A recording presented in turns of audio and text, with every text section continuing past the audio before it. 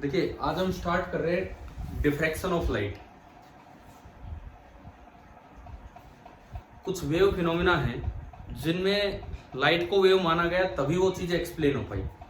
जैसे क्या था, रिफ्लेक्शन रिफ्रैक्शन, ये सिंपल फिनोमिना थे, इनमें जरूरत नहीं पड़ी कि लाइट वेव है या लाइट पार्टिकल है।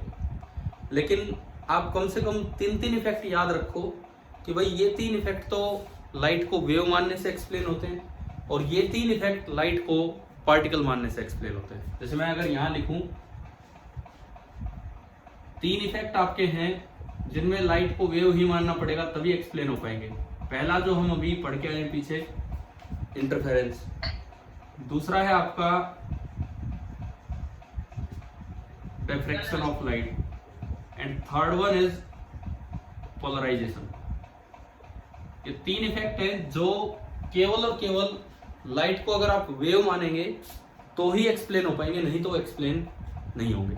ठीक है, ऐसे ही कम से कम तीन और इफेक्ट आपको याद रखने चाहिए जिनमें जो एक्सप्लेन ही तब होते हैं जब लाइट क्या है, एक पार्टिकल है। ये तब एक्सप्लेन हुए हैं जब लाइट क्या है, वेव है, और वो तब एक्सप्लेन होंगे जब लाइट एक पार्टिकल है।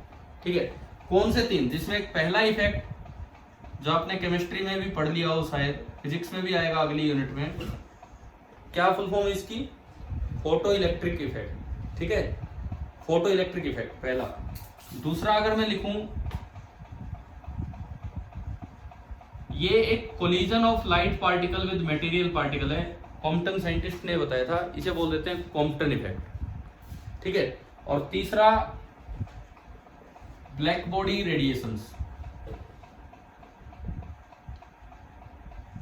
मतलब हमें पता हो कि भाई ये कुछ फिनोमेना है जो केवल लाइट को वेव मान के एक्सप्लेन होते हैं और ये कुछ फिनोमेना है जो लाइट को केवल पार्टिकल मान के एक्सप्लेन होते हैं। जो बोर्ड में एक नंबर वाले क्वेश्चंस होते हैं या जेई और पीएमटी वाले जो क्वेश्चंस होते हैं उनमें डायरेक्ट पूछ लिया जाता है। जैसे यूं पूछ ले कि भाई सीधा आ जाए, बताओ फोटो इलेक्ट्रिक इफेक्ट किससे एक्सप्लेन होता है। उसमें ऑप्शन दे रखा है वेव नेचर से, पार्टिकल नेचर से, दोनों से। तो क्या आंसर आएगा? Only particle nature. इस तरह से ये चीजें एक्सप्लेन होंगी।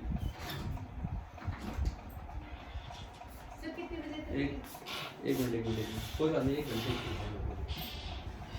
अभी तो स्टूल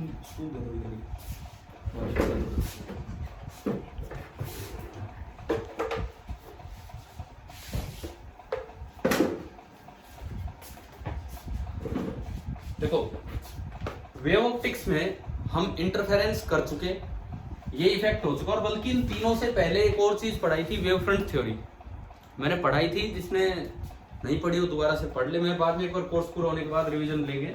तो वेव फ्रंट थ्योरी, और उसके बाद चल रहा है आजकल इंटरफेरेंस, ऑलमोस्ट कंप्लीट है, क्वेश्चन ही उस पर होते रहेंगे। लेकिन आज की जो क्लास है जो मेनली हम स्टार्ट कर रहे हैं वो है ऑन डिफ्रैक्शन ऑफ लाइट। ठीक है, अब देखो ये वेव ऑप्टिक्स रे ऑप्टिक्स के मुकाबले कॉन्सेप्चुअल फिजिक्स है।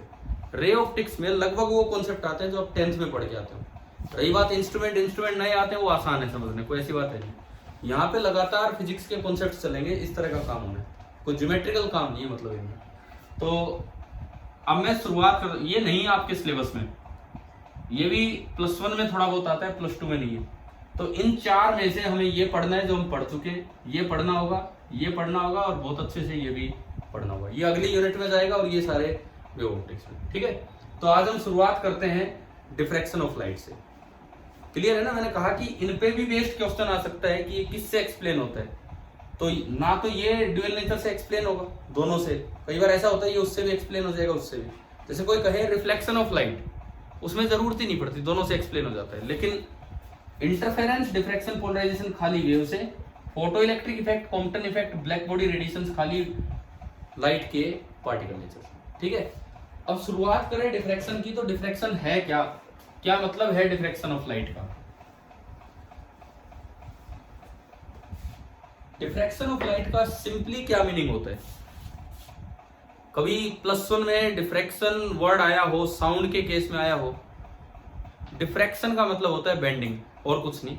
डिफ्रैक्शन का सिंपल एक ही मीनिंग है कि कोई भी वेव बेंड होगी, कहाँ हुई है वो कुछ स्पेशल कंडीशंस होती है। कोई कॉर्नर आ गया, कोई अपर्चर आ गया, वहां से बेंड होगी, कोई होल आ गया छोटा सा, वहां से बेंड हो गया। तो डिफ्रैक्शन ऑफ लाइट का मतलब तो इतना सा ही है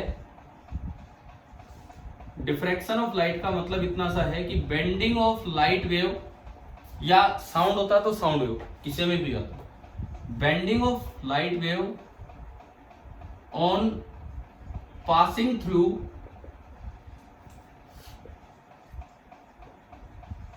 ऑब्स्टेकल्स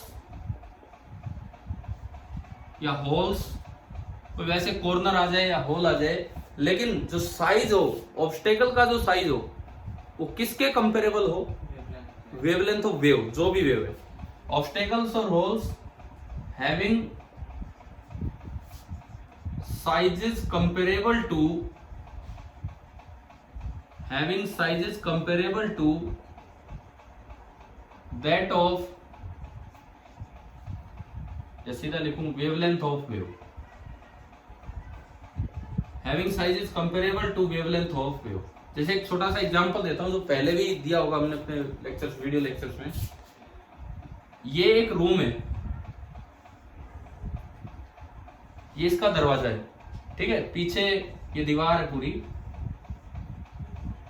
और ये दरवाजा है। यहाँ पे अंदर दो लोग बात कर रहे हैं दीवार के पीछे, मतलब अंदर की तरफ, और आप रूम के बाहर हो, आप रूम के बाहर खड़े हो, गेट इधर है, दो लोग अंदर हैं, आप इधर हो। आप बताओ क्या आपको दिख जाते हैं, क्या आपको दिख जाएंगे भाई ये दरवाजा है, उधर दरवाजा है, बीच में दीवार है, आप इधर खड़े हो, अंदर दो लोग हैं, क्या आपको नजर आ जाएंगे वो दो लोग? नहीं आएंगे। लेकिन क्या आवाज सुनाई दे जाती है उनकी? बताओ, अगर वो बात कर रहे हैं तो बिल्कुल सुनाई देती है। तो ये एक एनसीईआरटी का एग्जाम्पल है। एनसीईआरटी में जो ब्लू कलर में जो दिया था वह क्या एग्जाम्पल दिया उन्होंने बोला कि साउंड वेव तो बैंड होगी लेकिन लाइट वेव बैंड नहीं हो रही। प्रैक्टिकल एग्जाम्पल है। अच्छा, ऐसा क्यों हो रहा है? जो हमारी स्पीच है, हमारी साउंड वेव है, उसकी वेवलेंथ नियरली मीटर में होती है, नियरली मीटर में। जो हमें थोड़ा सा आइडिया होना चाहिए, कुछ चीजें याद भी रहनी चाहिए, नियरली मीटर में होती है। और जो विजिबल लाइट है उसकी वेवलेंथ तो आपको याद होगा 400 से 700 नैनोमीटर। अब ये दरवाजे और इनका साइज नैनोमीटर में होता है कि मीटर्स में होता है? ये जो होल है, ये जो बना है यहाँ पे होल, दरवाजा खुला है उस कारण से, ये नैनोमीटर में होता है कि मीटर में होता है? ये साइज मीटर्स में होता है। तो जो साउंड की वेवलेंथ है उसके तो कंपेरेबल है, साउंड की वेवलेंथ के तो ये कंपेरेबल है साइज, लाइट की वेवलेंथ के कंपेरेबल नहीं है। इट मींस साउंड बैंड हो जाएगी, साउंड का डिफ्रैक्शन हो गया, लाइट का डिफ्रैक्शन नहीं हुआ। आप बताओ डिफ्रैक्शन फिनोमेना क्या है? क्या ये समझ आ गया सभी बच्चों को? ठीक है। अब इसमें इंटरफेरेंस तो 12th क्लास में विद प्रूफ है, डिटेल में है कि भाई कैसे आया, आपको ये सारा कुछ बताना होगा। डिफ्रैक्शन में एक फायदा कहो या नुकसान कहो, डिफ्रैक्शन ऑफ लाइट में क्या होता है कि 12th में यूं बोला हुआ है कि आपको कैलकुलस से एग्जैक्टली प्रूफ नहीं करना है। जो रिजल्ट्स आएंगे, कौन से रिजल्ट्स? हम इंटरफेरेंस की कंडीशंस पढ़ते हैं। Path difference is equal to n lambda, तो मैक्सिमम बनेगा। 2n + 1 लैम्डा बाई 2 तो मिनिमम बनेगा।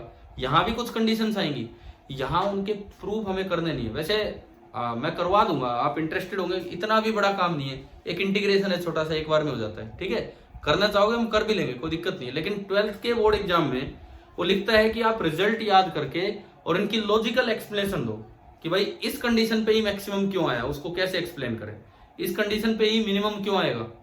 मैक्सिमम मिनिमम जो मैं शब्द यूज कर रहा हूं, जैसे इंटरफेरेंस में होता था कि कहीं तो रोशनी बहुत ज्यादा बढ़ गई है और कहीं पे रोशनी बहुत ही कम होगी, वो सब इसमें भी होगा, वो सब डिफ्रैक्शन में भी होगा। क्लियर है ना? ठीक है। तो अब डिफ्रैक्शन ऑफ लाइट के बारे में मेनली दो लोगों ने स्टडी किया था, दो साइंटिस्ट हैं, एक का नाम है फ्रेस्नेल और एक का नाम है फ्रानोफर। तो पहले हम थोड़ा सा उन साइंटिस्ट के बारे में नहीं, उन्होंने क्या स्टडी किया था, अलग अलग क्या डिफ्रैक्शन फिनोमेना है, उनके बारे में हम पढ़ते हैं। आपको कुछ भी नोट करना है, जैसे एक आधी लाइन कर लिया करो साथ साथ, ये तो बार बार फिर ये वीडियो भी देखना पड़ेगा एटलीस्ट डिफ्रैक्ट। हाँ जी बोलिए सर। इसका मतलब कि यहाँ पे लाइट बैंड नहीं होगी? लाइट बैंड यहाँ नहीं हो पाएगी, लेकिन लाइट बैंड कहाँ होगी? जहां साइज ऑफ ऑब्स्टेकल बहुत कंपेरेबल हो to the wavelength of light के। यहाँ तो लाइट बिल्कुल बैंड नहीं हो रही, अगर लाइट वेव बैंड हो जाती तो हमें नजर ही आ जाता अंदर कौन है। तो सर डेफिनेशन में लिखवाया कि बेंडिंग ऑफ लाइट वेव। तो हम किसकी डेफिनेशन लिख रहे हैं, एक बार ये देखो ऊपर, डिफ्रैक्शन किसका करवा रहे हैं, लाइट का। अगर मैं लिखता डिफ्रैक्शन ऑफ वेव तो होता बेंडिंग ऑफ वेव। भाई उस वेव की बेंडिंग जो किसी ऑब्स्टेकल या होल से हो रही है, कब, जब उस ऑब्स्टेकल या होल का साइज कंपेरेबल है वेव की वेवलेंथ की। लो मैं लाइट हटा देता हूं, ये जनरल डेफिनेशन बन गई डिफ्रैक्शन ऑफ वेव की जनरल डेफिनेशन। ठीक है, एक सवाल ये आ जाता है डिफ्रैक्शन किस में होगा, लॉन्गिट्यूडिनल वेव में, ट्रांसवर्स वेव में, दोनों में, किसी में नहीं। 4 ऑप्शन बन गए, बताओ जवाब दो। डिफ्रैक्शन ऑफ लाइट किस में होगा, लॉन्गिट्यूडिनल वेव में, ट्रांसवर्स वेव में, दोनों में, या किसी में नहीं होगा। देखो मैंने अभी बताया ये बेंडिंग ऑफ वेव है, ये इस बात पे डिपेंड नहीं करता कि वेव कैसी है। तो चाहे लॉन्गिट्यूडिनल वेव हो जैसे साउंड वेव होती है, और चाहे ट्रांसवर्स वेव हो जैसे लाइट वेव होती है, दोनों में ही बेंडिंग होगी। यानी कि वो कंडीशंस अगर सेटिस्फाई हो रही है, साइज अगर उसकी वेवलेंथ के कंपेरेबल है, तो दोनों में होगा। तो एक बात यही याद कर लो, इंटरफेरेंस और डिफ्रैक्शन ये लॉन्गिट्यूडिनल वेव में भी होता है और ट्रांसवर्स वेव में भी। हर तरह की वेव में क्या होती है लॉन्गिट्यूडिनल और ट्रांसवर्स वेव। लॉन्गिट्यूडिनल वेव मतलब जिस डायरेक्शन में एनर्जी चल रही है, जिस डायरेक्शन में वेव चल रही है, जो ऑसिलेशन हो रहे हैं पार्टिकल्स के, वो उसी डायरेक्शन में हो, जैसे साउंड में होता है। ट्रांसवर्स वेव मतलब जिस डायरेक्शन में वेव चल रही है, जो भी ऑसिलेशन हो रहे हैं वो उसके परपेंडिकुलर हो, ये ट्रांसवर्स वेव है, जैसे लाइट वेव। इंटरफेरेंस और डिफ्रैक्शन हर तरह की वेव में होता है, लेकिन पोलराइजेशन जो हम डिफ्रैक्शन के बाद पढ़ेंगे वो केवल किसमें होगा, बताओ, ट्रांसवर्स में होगा या लॉन्गिट्यूडिनल में होगा। हम किस चैप्टर में पढ़ रहे हैं पोलराइजेशन, लाइट वाले चैप्टर में। लाइट कैसी वेव है, ट्रांसवर्स वेव। यानी कि जो पोलराइजेशन फिनोमेना है वो केवल और केवल ट्रांसवर्स वेव में होता है। ठीक है, तो इसके बाद हम अगर हम अपना डिफ्रैक्शन पार्ट स्टार्ट करें, तो एक्चुअली इसकी शुरुआत तो फ्रेशनल ने करवाई थी कि भाई किस तरह से क्या है। एनसीईआरटी बुक खैर आप घर जाके देख लेना, या अभी आपके पास आप खोल सकते हो। इसमें कोई नहीं, नेक्स्ट क्लास में जब हम आएंगे डिफ्रैक्शन वाली में, तो उसमें अपनी एनसीईआरटी बुक से कुछ रीडिंग करके आएंगे। देखो यहाँ पे मैं थोड़ा सा ये एक्सप्लेन करवाता हूँ भाई इसका कारण क्या है, कॉज ऑफ डिफ्रैक्शन क्या है। और दरअसल ये एनसीईआरटी पेज नंबर 370 पे दिया हुआ है। जिन बच्चों के पास बुक है वो खोल सकते हैं, NCERT page number 370, cause of diffraction वहां बताया गया है। मैं पहले समझा देता हूं क्या है, उसके बाद हम आगे बढ़ते हैं।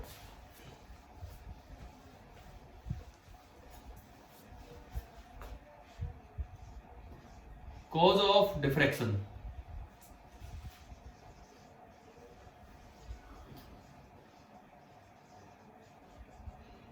या किस तरह से इसको एक्सप्लेन किया गया। देखो जैसे मान लो ये कोई एक ऑब्स्टेकल है, होल है, इतना सा होल है, बाकी सब ओपेक पार्ट है और इतना सा होल है। ठीक है, यहां से मैं कहता हूं इंफिनिटी से रेज आ रही है, यूं कहीं पैरेलल रेज आ रही है। अगर पैरेलल रेज आती है तो वेव फ्रंट कैसा होता है, प्लेन। अगर पैरेलल रेज आती है तो जो वेव फ्रंट होता है वो प्लेन वेव फ्रंट होता है। तो यहां एक इंसिडेंट वेव फ्रंट ये बनेगा। मान लो ये मैंने बोला ए बी, और ए बी को मैंने नाम दिया A B is incident plane wave front. Wave front हमने इंटरफेरेंस से भी पहले पढ़ा था क्या होता है क्या नहीं। अब देखो बाकी पार्ट तो वेव फ्रंट का ब्लॉक हो गया, कुछ पार्ट तो है जो वेव फ्रंट का आगे निकला है। ये होल है तो इतना पार्ट वेव फ्रंट का अनब्लॉक्ड रह गया, अनब्लॉक्ड जो आगे गए, ये सी और ये डी। तो मैंने सी डी को बोला C D is unblocked plane wave front. ये आपका सी डी है, अनब्लॉक्ड प्लेन वेव फ्रंट। ठीक है, अब हाइजन थ्योरी के अनुसार, हाइजन प्रिंसिपल्स जो हमने पढ़े थे पीछे, उसके अकॉर्डिंग ये जो सी डी पोर्शन होता है अनब्लॉक्ड वेव फ्रंट, इसका हर पॉइंट एक सोर्स की तरह काम करता है, जिसको हमने नाम दिया होगा सेकेंडरी सोर्स। अगर आपको ध्यान हो तो ये पॉइंट, ये पॉइंट, ये पॉइंट या जितने भी पॉइंट है वो सारे के सारे किस तरह बिहेव करेंगे, सेकेंडरी सोर्स की तरह, और उनसे अपनी अपनी वेवलेट बन के स्टार्ट हो जाएंगे आगे। तो ये जो CD अनब्लॉक वेवफ्रंट है, इसका हर एक point, every point of CD acts as a secondary point source। इस CD का हर एक पॉइंट एक सेकेंडरी पॉइंट सोर्स की तरह काम करेगा। और देखो पॉइंट सोर्स है तो पॉइंट सोर्स की रेज तो हर तरफ जाएगी, पॉइंट सोर्स है तो उसकी रेज तो इधर भी चलेगी, इधर भी चलेगी, इधर भी चलेगी, समझ गए हो? ये पॉइंट सोर्स की तरह काम करेगा। इसकी वेव भी यूं गई, यूं गई, यूं गई, तो आप बताओ क्या वेव बेंड होने लग गई है कि नहीं? अगर ये पॉइंट सोर्स है तो क्या इसने बाहर की तरफ वेव को फैला दिया कि नहीं? ये पॉइंट सोर्स है तो इसने भी बाहर की तरफ वेव को फैला दिया। लेकिन ऐसा ऑब्जर्व तभी होगा जब होल का साइज आने वाली लाइट की वेवलेंथ के कंपेरेबल हो, तभी ये ऑब्जर्व हो सकता है। और ये यहाँ पे बेंडिंग होने लगी है। So this is the reason of bending. ये रीजन है कि भाई इस तरह से ये बेंड होती है। बना दो, आप ये लिख लो से।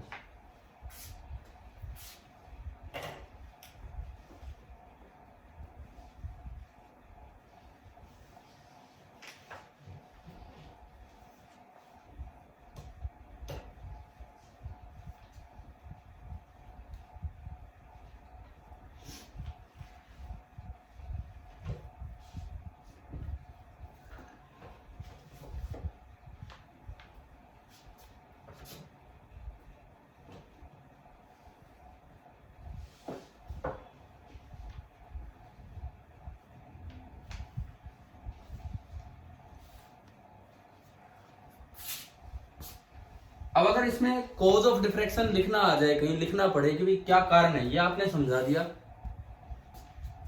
फ्रेस्नेल साइंटिस्ट जो है उन्होंने बताया था कि जो डिफ्रैक्शन हमें आगे सामने स्क्रीन पे मिलेगा, जो अलग अलग मैक्सिमम और मिनिमम बनेंगे स्क्रीन पे, फिर से कहीं मैक्सिमम कहीं मिनिमम होगा। आप ये बताओ YDSC में कितने सोर्स होते थे जो हम पढ़ के आए? YDSC Young's double slit experiment, double slit ही बोल दिया, 2। YDSC ध्यान है ना, 2 सोर्स थे, एक ऊपर और एक नीचे। इसमें कितने सोर्स हैं ये बताओ? YDSC में 2 सोर्स थे, इसमें कितने सोर्स हैं?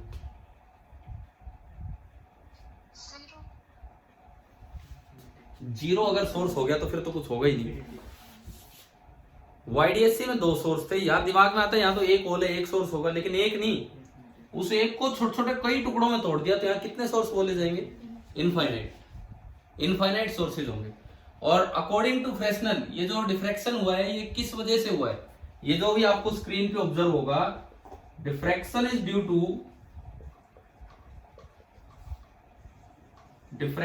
Due to mutual interference. अब ये वर्ड आ गया फिर से इंटरफेरेंस, अभी आऊंगा मैं इस चीज पे।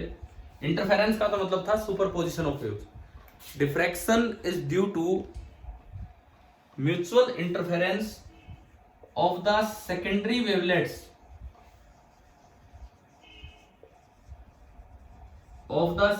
वेवलेट्स जो ये यहां से बन के चली हैं, arising from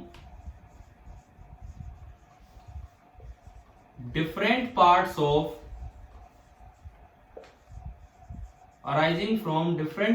of unblocked wavefront. ये जो भी अनब्लॉक वेवफ्रंट है उसके अलग अलग पार्ट से जो वेव बन के चलेंगी, उनका जो आपस में मिलन होगा, उनका जो सुपरपोजिशन होगा, उनका जो इंटरफेरेंस होगा, दरअसल वही डिफ्रैक्शन होता है और कुछ नहीं।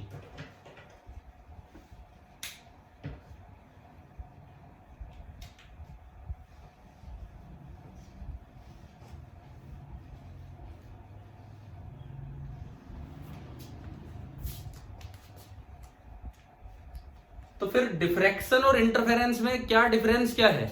जैसे यहाँ डिफ्रैक्शन डिफाइन कर रहे, वर्ड आ गया इंटरफेरेंस।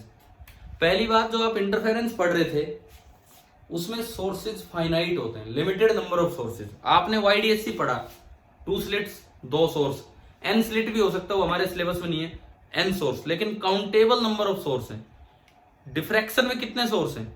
कहने को तो एक ही दिख रहा है, लेकिन एक के इनफाइनाइट टुकड़े सोर्स का काम कर रहे हैं। तो यानी कि वहां limited countable number of source होते हैं इंटरफेरेंस में, और डिफ्रैक्शन में इनफाइनाइट। मैं एक बार एक लाइन आपको पढ़ाऊंगा। मैं डिफ्रैक्शन फिनोमिना के रिजल्ट्स और इंटरफेरेंस फिनोमिना के रिजल्ट्स में कंपैरिजन नहीं कर रहा हूं। अभी तो हमने डिफ्रैक्शन फिनोमिना पढ़ा भी नहीं है। मैं वर्ड्स में कंपैरिजन करवा रहा हूं कि डिफ्रैक्शन वर्ड और इंटरफेरेंस वर्ड इनमें क्या डिफरेंस है। अपनी एनसीईआरटी बुक में देखिए पेज नंबर 370। एक बार एक लाइन पढ़ाता हूं जो इनमें डिफरेंस क्लियर करेगा, देखो इसमें लिखा हुआ है,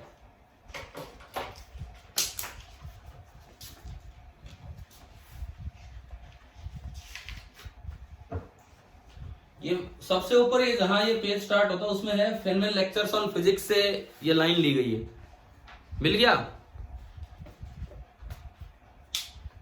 page number 370 Feynman lectures in physics. Feynman lectures काफी अच्छे लेक्चर्स हैं जो पूरी बुक्स हैं और जिनमें न्यूमेरिकल नहीं थ्योरेटिकल बुक्स हैं वो, और वहां से एनसीईआरटी में डाला गया है। मैं पढ़ता हूं एक बार, देखो अलग से इन्होंने कर रखा है इटैलिक लाइंस। क्या लिखता है सुनो। No one has ever been able to define the difference between interference and diffraction satisfactorily. ये लो काम ही खत्म कर दिया। फेनमैन, रिचर्ड फेनमैन एक बड़े अच्छे साइंटिस्ट रहे, टीचर रहे। उन्होंने लिखा कि आज तक ना कोई भी इंटरफेरेंस और डिफ्रैक्शन में अंतर तो बता ही नहीं पाए। अब आपके मान लो बोर्ड एग्जाम में आ जाए कि what is the difference between interference and diffraction, तो ये लाइन तो लिख के बताना। बोल जब फेनमैन ये कह रहा है भाई कोई नहीं बता पाया, हम कहां से बता देंगे? ये तो कोई मतलब ही नहीं है। पढ़ रहे हो ना, लाइन पढ़ रहे हो, बुक खोली है? ठीक है, तो सुनो, इसमें सुनो आगे। It is just a question of usage and there is no specific important physical difference between them. फिर अगली लाइन में यही बात बोला, ये आपके यूज करने की बात है कि आप टर्म इंटरफेरेंस यूज करते हो या डिफ्रैक्शन, कोई स्पेसिफिक डिफरेंस है नहीं। चलो और आगे बढ़ते हैं थोड़ा सा। The best we can do, बोला जो ज्यादा अच्छे से अच्छा जो हम कर सकते हैं ना डिफरेंस में, क्या है? इज रफली speaking is to say that when there are only a few sources, countable number of sources जहां होंगे, काउंटेबल नंबर ऑफ सोर्सेज जहां होंगे, तो वहां तो जैसे कि दो इंटरफेरेंस सोर्सेज इसने बोला, जैसे YDSC में था, the result is usually called interference. But if there is a large number of them, जैसे यहाँ कितने सोर्स हैं अनब्लॉक्ड वेवफ्रंट के? इनफाइनाइट। जहां लार्ज नंबर ऑफ सोर्सेज आ जाएंगे वहां पे वर्ड कौन सा यूज कर दिया जाएगा? डिफ्रैक्शन। ठीक है, तो अपनी कॉपी में आप ये लिख सकते हो कि भाई वर्ड्स में क्या डिफरेंस है। इंटरफेरेंस वर्ड कब यूज करना है? जब काउंटेबल नंबर ऑफ सोर्सेज हो। और डिफ्रैक्शन वर्ड कब यूज करना है? जब बहुत ही ज्यादा सोर्सेज हो, उनका सुपरपोजिशन हो। लेकिन दोनों का मतलब तो सुपरपोजिशन ऑफ वेव्स ही है। दोनों का मतलब सिंपली यही है। सर, हाँ जी बोलिए। जब ये पॉइंट साइज होल होगा तब? पॉइंट साइज के भी इनफाइनाइट टुकड़े होंगे। अरे पॉइंट साइज ही है ये, नहीं तो डिफ्रैक्शन होगा ही नहीं। आप एक बात बताओ, एक छोटा सा मैं एग्जांपल दूं। एक कोई होल है, ये कार्डबोर्ड है, कार्डबोर्ड है, मेरा हाथ एक कार्डबोर्ड है और मैंने इसमें एक होल किया और इधर से मैंने लाइट जाने दी, सामने दीवार है, एक गोल सा सर्कुलर होल कर दिया, यहां से मैं लाइट डाल रहा हूं टॉर्च से, ठीक है, सामने दीवार है, तो बाकी तो अंधेरा ही रहेगा। कितने पार्ट में लाइट दिखेगी दीवार पे? जितना इस होल का साइज उतने पे दिखेगी ना, है ना? समझ आ रहा है ना? मैंने मेरे हाथ में क्यों काटूं मैं? ये कोई कार्डबोर्ड है, मान लो एक कार्डबोर्ड है, उसमें भाई काट दिया इतना सा होल और यहां से मैं लाइट डाल रहा हूँ और वो लाइट सामने दीवार पे देख रहा हूँ, तो जितना होल का साइज होगा उतने हिस्से में लाइट दिखेगी, बाकी तो अंधेरा रहना है। मान लो मैंने कार्डबोर्ड चेंज कर दिया, दूसरा कार्डबोर्ड ले आया और होल का साइज थोड़ा छोटा कर दिया, तो बताओ क्या होगा? तो भी छोटा दिखेगा। अच्छा, वो सामने, चलो ठीक है, दीवार पे रोशनी थोड़ी और छोटी दिखेगी, ठीक है। अगला कार्डबोर्ड ले आए, मैंने होल का साइज और छोटा कर दिया, अब बताओ क्या होगा? अब बताओ क्या होगा? अब क्या होगा? वैसे तो हमारे दिमाग में आता है कि होल का साइज और छोटा होगा, लेकिन एक स्टेज आएगी जब वो होल का साइज कंपेरेबल टू वेवलेंथ होगा, तो वो जो लाइट है ना थोड़ी बैंड कर जाएगी, तो जहां अंधेरा था, जहां शैडो थी, वहां भी हल्की हल्की क्या दिखने लग जाएगी? अब रोशनी दिखने लग जाएगी, लाइट बैंड हो जाएगी। ये आपका सिंपल सा फिनोमेना है डिफ्रैक्शन, ठीक है। अब हमने अभी लास्ट में बोला कब इंटरफेरेंस वर्ड यूज करना चाहिए, कब डिफ्रैक्शन, तो इसके बारे में देखो। आप टू स्लिट डबल स्लिट पढ़ के आए, तो मैं वहीं पे एक फॉर्मूला और दे देता हूं आपको, क्योंकि यहां कौन सी है, अभी जो मैंने मिटाया डायग्राम, वो सिंगल स्लिट है कि डबल स्लिट है? Double slit. अरे डबल स्लिट, अभी मैंने मिटाया एक डायग्राम, इसमें सिंगल स्लिट है कि डबल स्लिट है? सिंगल स्लिट है ना, ये सिंगल स्लिट है। हम पढ़ेंगे पहले सिंगल स्लिट डिफ्रैक्शन, फिर उसके बाद आएंगे डबल स्लिट वाली अरेंजमेंट। क्या डबल स्लिट में दो सिंगल स्लिट नहीं है ना? तो सिंगल स्लिट तो करवाएगा डिफ्रैक्शन, और डबल स्लिट क्या करवाएगा? इंटरफेरेंस। तो पीछे जो आप YDSC पढ़ के आए वो अभी अधूरा है। आपने दोनों का इफेक्ट तो देख लिया, लेकिन दो स्लिट है तो क्या है, सिंगल दो अलग अलग भी तो देखनी होंगी उसमें। तो जो कंबाइंड इफेक्ट होगा, जो स्क्रीन पे नजर आएगा, वो इंटरफेरेंस और डिफ्रैक्शन का म्यूचुअल इफेक्ट होगा। वो सिंगल स्लिट डिफ्रैक्शन पढ़ने के बाद हम आगे बढ़ पाएंगे उसमें। ठीक है, तो हमें इसमें मेनली क्या पढ़ना होगा? सिंगल स्लिट डिफ्रैक्शन पढ़ना होगा, और उसके बाद हम डबल स्लिट अरेंजमेंट पे चलेंगे। एन स्लिट पे हमें नहीं जाना। मैं जस्ट एक फॉर्मूला आपको बता देता हूं कि अगर एक एन स्लिट अरेंजमेंट है, मान लो एक एन स्लिट अरेंजमेंट है, और हर एक स्लिट से जो इंटेंसिटी चल रही है लाइट की वो आई नोट है। हर एक स्लिट से जो इंटेंसिटी चल रही है लाइट की वो आई नोट है। ये स्क्रीन है, ये स्क्रीन है। स्क्रीन पे कहीं सेंट्रल मैक्सिमम है, स्क्रीन पे कहीं सेंट्रल मैक्सिमम है। अब मैं एक जनरल फॉर्मूला आपको दे रहा हूं एन स्लिट के लिए। हम कितना पढ़ेंगे? हम बस सिंगल स्लिट पढ़ेंगे और डबल स्लिट दोबारा पढ़ेंगे डिफ्रैक्शन इफेक्ट लेके।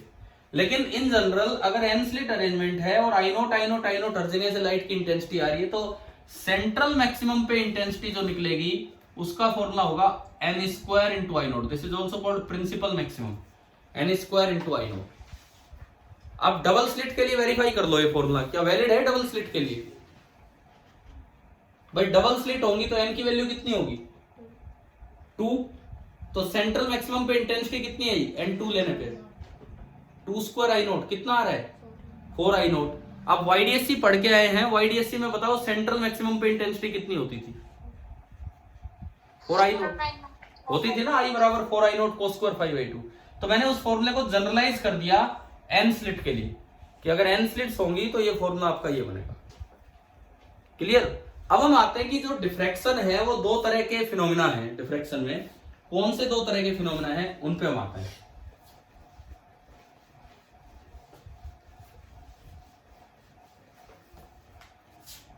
नेक्स्ट है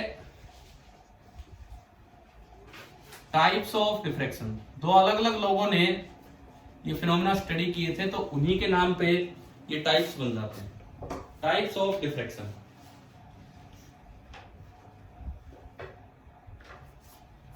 देखो, एक साइंटिस्ट थे फ्रेस्नेल, जिन्होंने अभी मैंने बताया कि ये कॉज ऑफ डिफ्रैक्शन दिया था। ये इनका जीवन काल था। कितने साल जिए बताओ? 39, बिल्कुल सही। और एक दूसरे साइंटिस्ट थे इनसे अलग, वही वाला डिफ्रैक्शन हमें पढ़ना होगा, फ्राउनहोफर।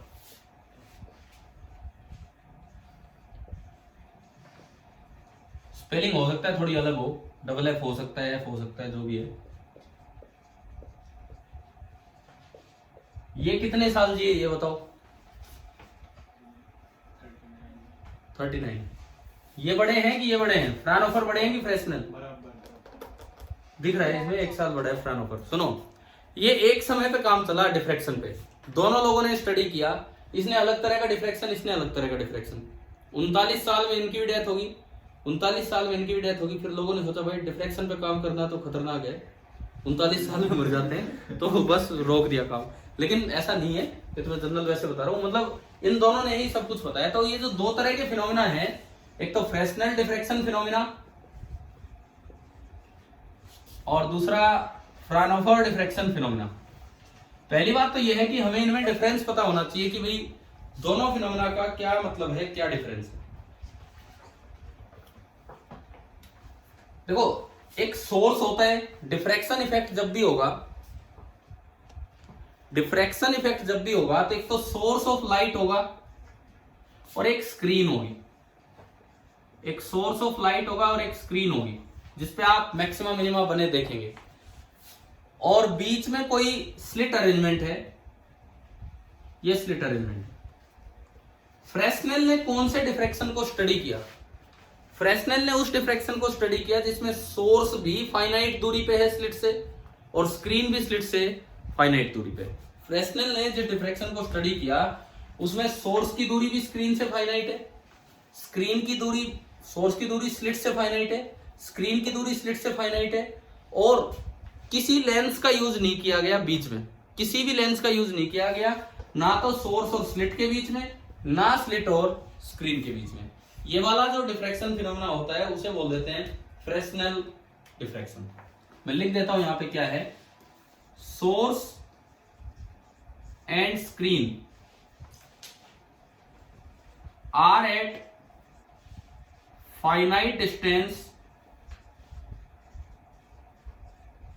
From slit. पहली बात तो ये, सोर्स और स्क्रीन दोनों फाइनाइट डिस्टेंस पे स्लिट से। दूसरी बात, नो लेंसेज और मिरर्स आर यूज्ड, बीच में कहीं कोई लेंस या मिरर यूज नहीं किया जाएगा। ये वाला जो डिफ्रैक्शन होता है इसे बोलते हैं फ्रेस्नेल डिफ्रैक्शन। और इसमें जब वेव फ्रंट की हम बात करेंगे तो जो वेव फ्रंट बनेगा, क्योंकि पॉइंट सोर्स है तो ये वेव फ्रंट स्फेरिकल बनेगा, प्लेन बनेगा, स्फेरिकल। जो इंसिडेंट वेव फ्रंट बनेंगे वो आपके स्फेरिकल बनेंगे इस तरह के, ठीक है। अब मैं आता हूं फ्राउनहोफर डिफ्रैक्शन पे।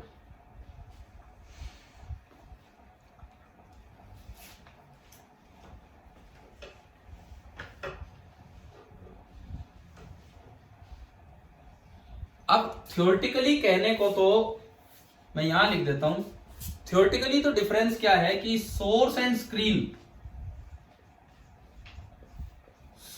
Screen are at infinite distances from slit. लेकिन क्या ऐसा करके हम कुछ भी ऑब्जर्व कर पाएंगे? भाई मान लो मैंने सोर्स इनफाइनाइट डिस्टेंस पे कर दिया, सपोज मैंने सोर्स इनफाइनाइट डिस्टेंस पे कर दिया, तो क्या वहां से लाइट पहुंच पाएगी स्लिट तक? अगर मैं सोर्स को इनफाइनाइट डिस्टेंस पे कर दूं तो क्या लाइट पहुंच पाएगी स्लिट तक? नहीं। और अगर स्क्रीन को इनफाइनाइट दूरी पे कर दिया तो स्लिट से लाइट वहां नहीं जा पाएगी, पता नहीं वहां क्या दिखेगा। तो इसमें क्या किया जाता है, मॉडिफिकेशन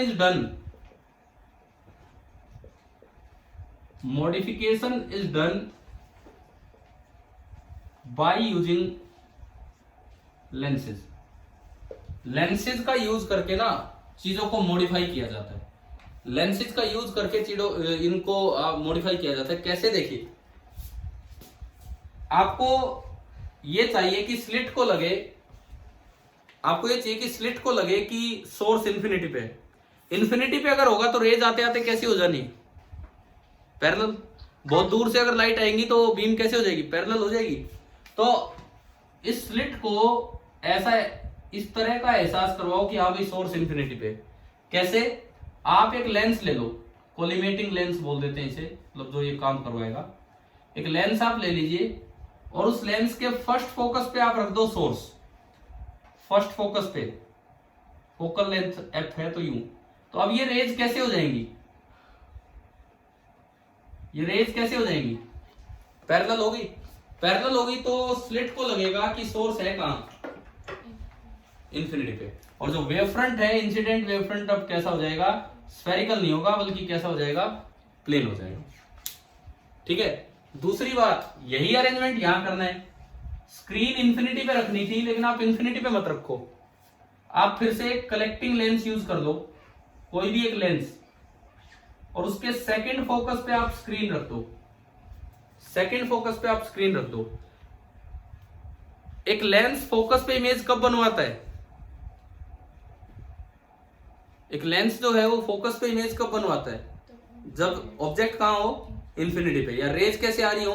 पैरेलल। अब देखो सुनो, ये अनब्लॉक्ड वेव फ्रंट है, ये मैंने इतना पार्ट बनाया आगे अनब्लॉक्ड वेव फ्रंट, ये मैंने बनाया अनब्लॉक्ड वेव फ्रंट। ये इसका एक पॉइंट सोर्स का काम करेगा, ये इसका आखिरी पॉइंट ये भी सोर्स का काम करेगा, अभी पढ़ा था ना हमने कि ये सारे सोर्स का काम करेंगे। अगर स्क्रीन इंफिनिटी पे है तो वो रेज मिलेंगी जो बिल्कुल पैरेलल चले, जैसे यूं गई तो इससे ये वाली वेव मिलेगी, ऐसी ऐसी इनफाइनाइट वेव चली है, ऐसी ऐसी इनफाइनाइट वेव चली है। अब इस लेंस का काम क्या है कि वो उनको कहां मिलवा देगा, फोकस वाली लोकेशन पे, ठीक है। और ये पॉइंट सोर्स है, खाली यही वेव नहीं, एक और भी वेव चलेगी, दुनिया भर की वेव चलेगी। अगर मैं दूसरे कलर से बनाऊं, यहाँ देखो एक और वेव हमने बनाई, जैसे ये वाली वेव चली ग्रीन कलर से मैं दिखा रहा हूं, तो इसके पैरेलल यहां से ये चली, इसके पैरेलल ये, इसके सारी पैरेलल रेज जाके कहां मिल जाएंगी, इंफिनिटी पे मिलनी थी पर लेंस ने यहां मिलवा दिया। मतलब हम जो पढ़ेंगे, हम फ्राउनहोफर डिफ्रैक्शन पढ़ेंगे, ये हमारे सिलेबस में नहीं है, ये पढ़ना हमें, लेकिन आपको डिफरेंस पता होना चाहिए कि फ्राउनहोफर डिफ्रैक्शन में जो इंसिडेंट वेव फ्रंट है वो भी प्लेन है, और फ्राउनहोफर डिफ्रैक्शन में जो सेकेंडरी वेव चलेंगी स्क्रीन पे वो मिलेंगी जो सारी एक दूसरे के पैरेलल चले। देखो यहां से दुनिया भर की वेव्स निकलेंगी, ग्रीन के पैरेलल ग्रीन है, ब्लैक के पैरेलल ब्लैक है, तो बस वो आपस वाली पैरेलल वेव जी जाके मिलेंगी और लेंसिज से मॉडिफिकेशन करवा लिया जाता है। तो इस तरह से फॉर्मेट है। तो अब आप ये बताओ क्या फ्रेस्नेल और फ्राउनहोफर में डिफरेंस समझ आ गया कि नहीं? हाँ भाई, सभी को क्लियर है फ्रेस्नेल और फ्राउनहोफर डिफ्रैक्शन? सर इसमें हमेशा कन्वेक्स लेंस लिया जाता है क्या? देखो पैरेलल बीम को कन्वर्ज कौन करवाता है? पैरेलल बीम को कन्वेक्स, तो कन्वेक्स लेंस ही लिया जाता है, ठीक है। थ्योरेटिकली तो इनफाइनाइट डिस्टेंस, लेकिन प्रैक्टिकली इस तरह से करते हैं। तो आज तो अभी तो मैंने इस लेक्चर में थोड़ा डिफ्रैक्शन का थोड़ा आइडिया दिया है।